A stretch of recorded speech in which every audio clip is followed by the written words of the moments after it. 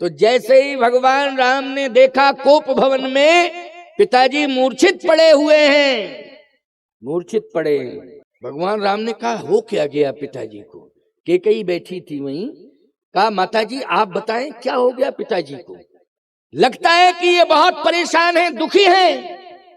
कैकेयी ने कहा थोड़े हु बात पितहि दुख भारी। राम जी ने कहा होत प्रतीत न मोय महतारी।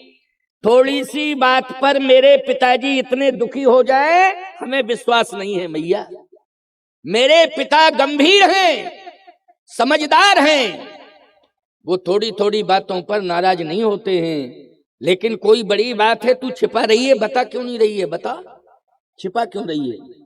कैकेयी ने कहा तो बता दूं, हाँ, लेकिन बताने के बाद यदि हमारी बात का असर पड़े तो बताऊं, नहीं क्या फायदा। भगवान राम ने कहा आपकी बात को मैं गंभीरता से लूंगा, तुम बता तो दे मां कि बात क्या है, बात क्या है। कैकेयी ने कहा कि बात यह है कि मैंने तुम्हारे पिताश्री से एक बात कही है कि राम को मैंने सुना है कि राजा बना रहे हो। तो चक्रवर्ती जी ने कहा, महाराज ने कहा मैं राम को राजा बना रहा हूं। तो मैंने ये कहा कि राम को राजा मत बनाओ। राम सही बात तो ये मैंने रोका है इनको, और रोका है तो ये रोने लगे, रोकने ही में रोने लगे। अब तुम कहते हो गंभीर हैं, गंभीर हैं, तो मैया आपने और क्या कहा आगे ये बता दे। आपने मेरे नाम के लिए कहा है कि राम को राजा नहीं बनना है, रोका है, राज सिंहासन से रोका है, तो इसके आगे और कुछ कहा होगा तभी ये कंडीशन आई। कैकेयी ने कहा बस मैंने ये कहा है कि अगर राजा बनाना ही है तो भरत को बनाओ, भरत को बनाओ राजा। तो भगवान राम ने कहा फिर क्या हुआ? कैकेयी ने कहा भरत का नाम सुनकर के और बेहोश हो गए। बोले ये क्या कह रही है तू? बस इतना ही कहा, इतने में रात भर रोए और रात भर बेहोश रहे, फिर होश में आए, फिर बेहोश हो गए, यही होता रहा। राम सत्य तो यह है कि मैं तुम्हारा प्रकाश देखना चाहती हूं, पूरे विश्व में प्रकाश हो जावे, पूरे विश्व में प्रकाश हो जावे, केवल अयोध्या में ही नहीं पूरे विश्व में हो जावे। अच्छा ये बात तो बहुत बड़ी बात है ना, क्योंकि राम तुम यदि राजा बन जाओगे तो केवल तुम मात्र अयोध्या नाथ बन जाओगे, और राम तुम बन चले जाओगे तो विश्वनाथ बन जाओगे, और विश्वनाथ भी तुम्हारा सम्मान करेंगे। जिनको विश्वनाथ कहा जाता है वो भी तुम्हारा सम्मान करेगा, तुम्हें स्वामी मानेगा। और शंकर जी ने हमेशा राम को अपना स्वामी माना है। क्या माना है? इष्ट माना है, स्वामी माना है भगवान शिव ने। यानी विश्वनाथ का भी वो नाथ बन गया। समझ रहे हो कि नहीं? तो कैकेयी ने कहा कि मैंने अनुचित क्या कहा, और केवल 14 साल के लिए ही मैंने कहा है कि राम बन चले जाएं, हमेशा के लिए नहीं, 14 साल के लिए। जब पूरे विश्व में राम का प्रकाश होगा, राम के कर्तृत्व और व्यक्तित्व से सारी दुनिया प्रकाशित हो जाएगी, तो राम फिर वापस अयोध्या आकर के सिंहासन पर बैठ जाएंगे। तब तक के लिए भरत कार्यवाहक राजा रहे, मैंने कार्यभार संभालने वाला कार्यवाहक राजा रहे, ये मैंने कहा। तो मैंने क्या अनुचित कहा, क्या गलत कहा रहा? और एक बात बता दूं, राम जिसकी गोद में तुमने जन्म लिया है उस कौशल्या मां से पूछना कि क्या कह रहे थे महाराज। मैं भी सुन रही थी वहां, और बहन सुमित्रा भी थी, और बड़ी बहन कौशल्या, हम तीनों बहनें थी। तब महाराज कह रहे थे राम कान तो हैं तुम्हारे, थे तुम्हारे पास, लेकिन समझदारी नहीं थी कि ये क्या है, अर्थ है इसका, इसका क्या अर्थ है। लेकिन अर्थ तो मैंने लगा लिया था, तुम अर्थ नहीं समझते थे, बच्चे थे छोटे से, सुन जरूर रहे थे। वहीं पर भरत भी बैठा था, वहीं पर शत्रुघ्न भी था, वहीं लक्ष्मण था, चारों महाराज दशरथ की गोद में थे। और तीनों महारानियां बैठी थीं। तुलसीदास जी ने लिखा अवधेश के बालक चार सदा, तुलसी मन मंदिर में बहिरे, तुलसी मन मंदिर में बह रहे अवधेश के बालक चार सदा। चार बालक गोद में बैठे हैं दशरथ जी के। कैकेयी ने कहा मैं सुन रही थी उस समय राम तुम्हें देख करके क्या कह रहे थे महाराज? अभी होश में हो तो मेरी बात सुन ले, नहीं तो बेहोश हैं तो क्या कहूं। क्या कह रहे थे? राम इस रघुकुल की मणि है। क्या है? मणि। तो बताओ राम, मणि हो तुम तो मणि भवन में रहती है कि वन में रहती है, ये बताओ। मणि तो वन में रहती है। राम जी ने कहा मैया हाँ वन में तो रहती है मणि, लेकिन मणि की रक्षा कौन करता है वन में? तो कैकेयी ने कहा फणी। क्यों भाई? मणि वन में रहती है, लेकिन वन में रहते हुए भी याद रखना तिजोरी की मणि की चोरी हो सकती है, लेकिन वन में यदि फणी के पास मणि है तो कोई माई का लाल छू नहीं सकता। क्यों छू सकता? क्या पहले उसे फणी को मारना पड़ेगा, सर्प को, तब कहीं मणि मिलेगी। जब तक वो जिंदा है तब तक कोई छू नहीं सकता है।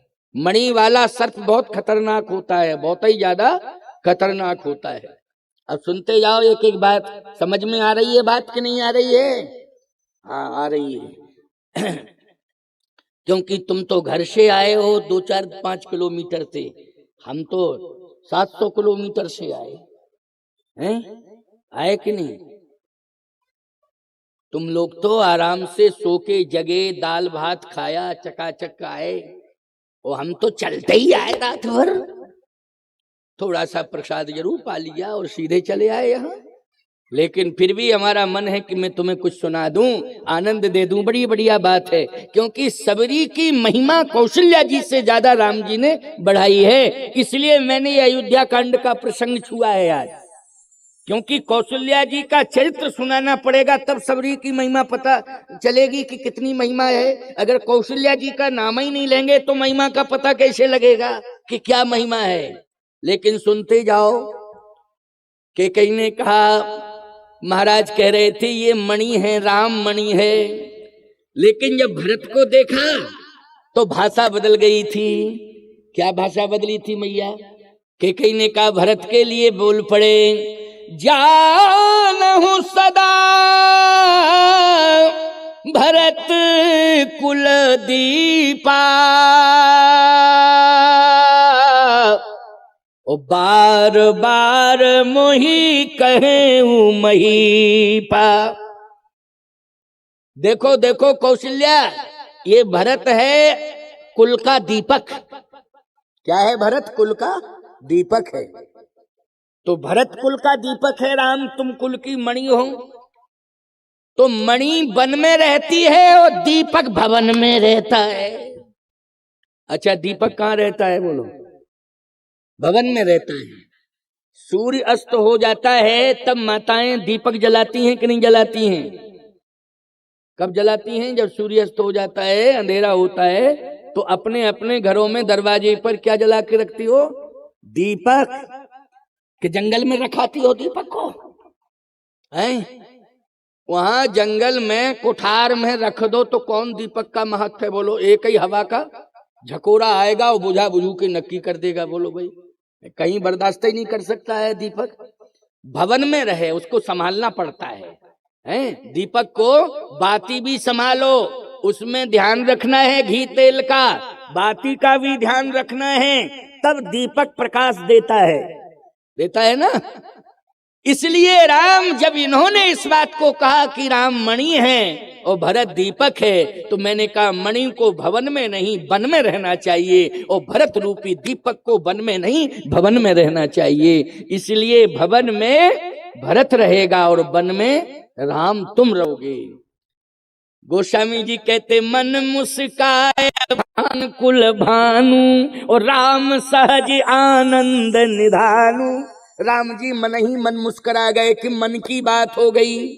बोलो भाई, मन की बात होती है तो व्यक्ति मन में ही प्रसन्न होता है। तो किसी ने कहा कि राम जी मन में क्यों रोए हैं, खुल के राम जी मन में क्यों हंसे हैं? खुल के हंसना चाहिए था। पिता बेहोश पड़ा हो, और कोई बेटा खिलखिला करके हंसे तो बोलो मर्यादा रहेगी। ये मन ही मन में कोई बात अच्छी समझ में आ रही है तो मन ही मन में प्रसन्न हो जाओ, लेकिन बहिरंग दृष्टि से हंसने का, खुशी का कोई भी प्रदर्शन मत करो।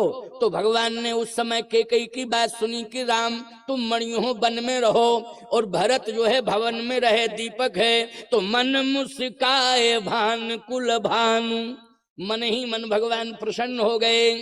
मन मुस्काए भान कुल भानु और राम सहज आनंद निधानु, भगवान सहज में ही आनंदित हो गए, प्रमुदित हो गए।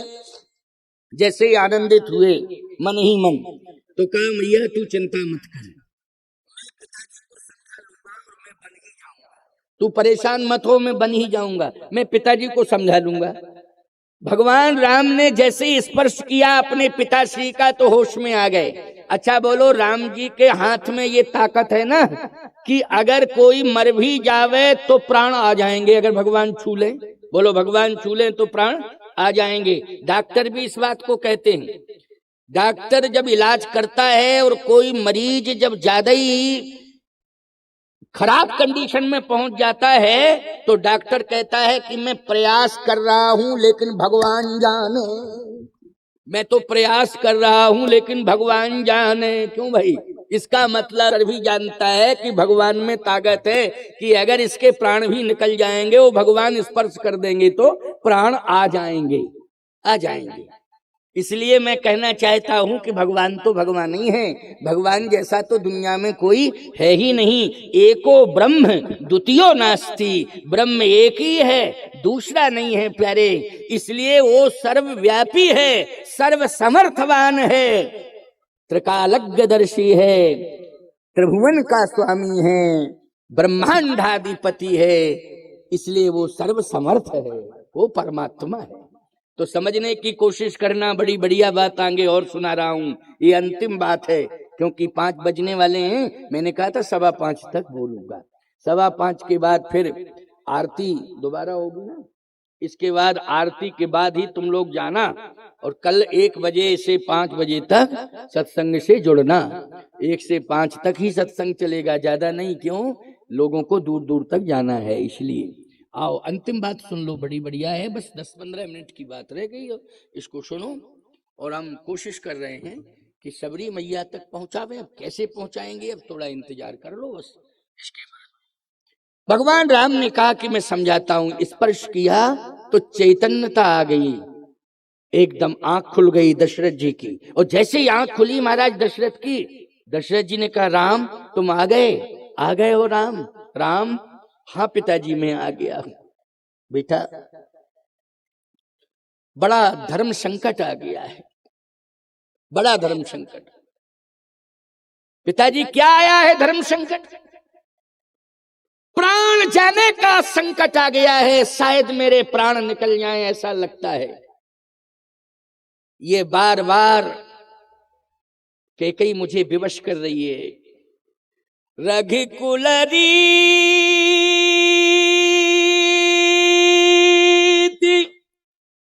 सदा चली आई,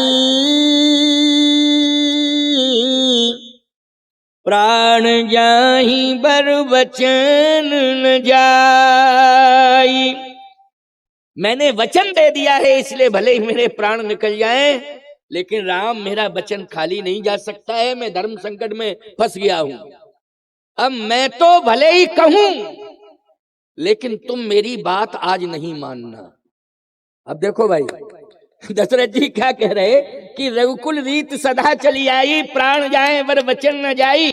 मैं तो कहूंगा कहूंगा कहूंगा क्योंकि वचन दिया है, इसलिए वचन को वापस नहीं ले सकता हूं, लेकिन तुम आज मेरी बात नहीं मानना। राम जी बोले क्या कह रहे हो पिताजी? हाँ हाँ बेटा मैं ठीक कह रहा हूं। तुम प्रेरक सबके हृदय, हे भगवान शंकर ऐसी मति आप मेरा सपोर्ट करो, ऐसी मति राम की कर दो। तुम प्रेरक सबके हृदय, सोमति राम ही देव। बचन मोर तज रही ग्रही, परिहरशील स्नेह। बोलो, इस दोहे का यही अर्थ होता है कि नहीं? हे भगवान शंकर, मेरी मदद करो। आज मेरा बेटा राम मेरी बात ना माने, मेरी आज्ञा का पालन ना करे, उल्लंघन कर दे, हमें बड़ी प्रसन्नता होगी। आज की तारीख में ना माने। देखो भैया, ये त्रेता की कथा सुना रहा हूं मैं।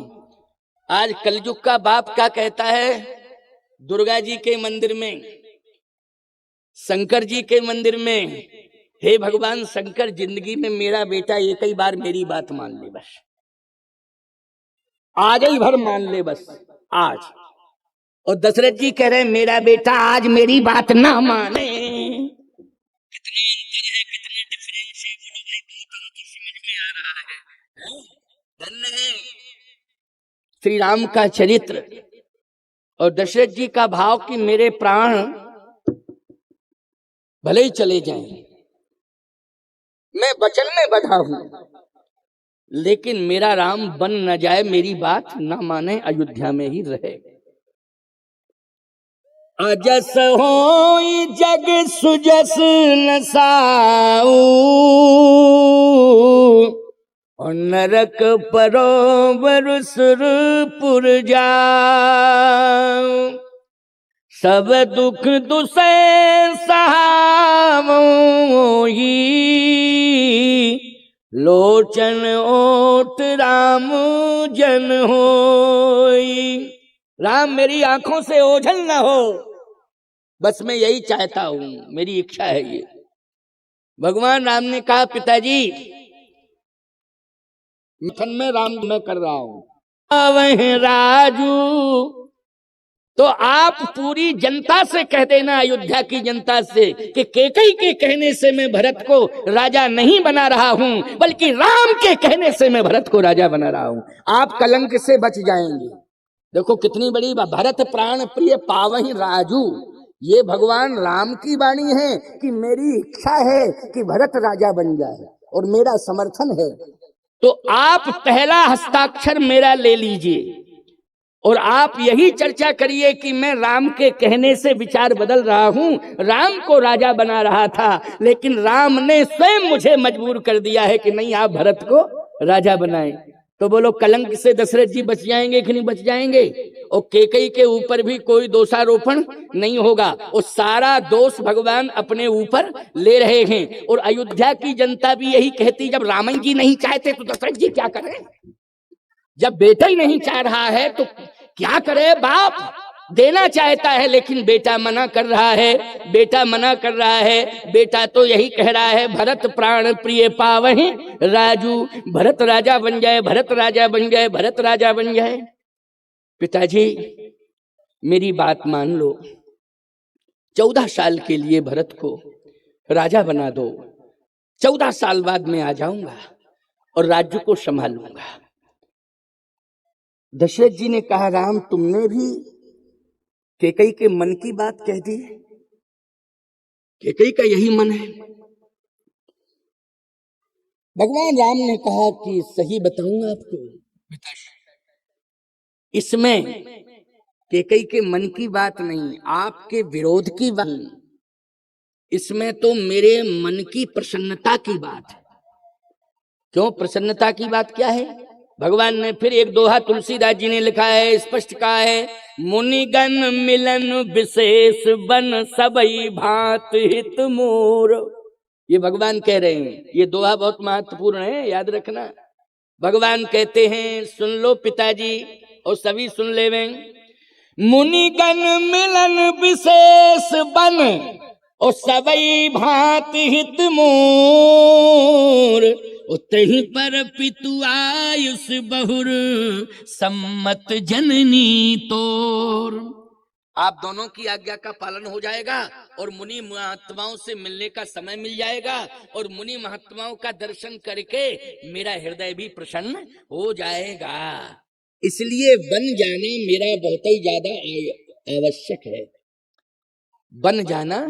तो कैकेयी ने कहा कि सारी दुनिया तो कहेगी राम कि कैकेयी के कारण बन गए, और दशरथ जी बोले मुझे भी इसके साथ अपयश देगी कि पता नहीं महाराज को क्या हो गया था कि पत्नी की बात मान के राम को वन भेज दिया और कह दिया राम बन जाए।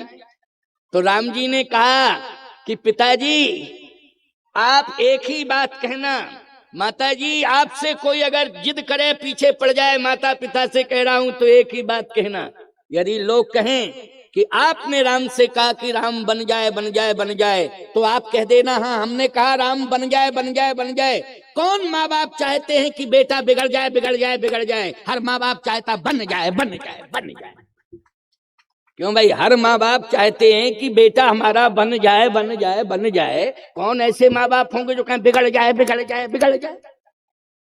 इसलिए राम बन जाएगा तो राम बन जाएगा।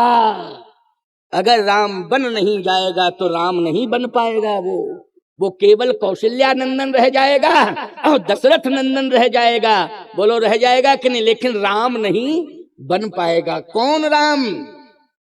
कौन राम? नेति नेति कहे वेद निरूपा, जिसकी स्तुति वेद करते हैं वो राम। आत्मा रामो विराजते, जो सबकी आत्माओं में रमण कर रहा है वो राम। यदि बनेगा तो बन जाने से ही बनेगा। इसलिए सबकी आत्माओं में राम बैठे हुए हैं, इसलिए उसका एक नाम है आत्मा रामो विराजते। आत्मा राम। तो आत्मा राम तभी बन पाए जब अयोध्या छोड़ करके गिरवासी बनवासी फलासी उदासियों के बीच में पहुंचे और राम के व्यवहार को देख करके सबने राम को अपने आत्मा में बसा लिया, इसलिए वो आत्मा राम हो गए। बोलिए आत्मा राम भगवान की। आत्मा राम हो गए। बोलो हो गए आत्मा राम की नहीं? इसलिए मैया मुझे जाने दे, पिताजी मुझे जाने दो। प्रणाम किया भगवान ने, चल दिए। कौशल्या अम्बा के पास पहुंचे। अब ये अंतिम भाव है। कौशल्या अम्बा के पास जैसे पहुंचे तो टाइम क्या था? ब्रह्म मुहूर्त का। अच्छा, ब्रह्म मुहूर्त में पूरी अयोध्या जग जाती है। अच्छा, कौशल्या मैया सोच रही कि आज देर क्यों कर रहा है राम? रोज प्रणाम करने आता था, लेकिन आज देर कर रहा है, पता नहीं। चलो कोई बात नहीं।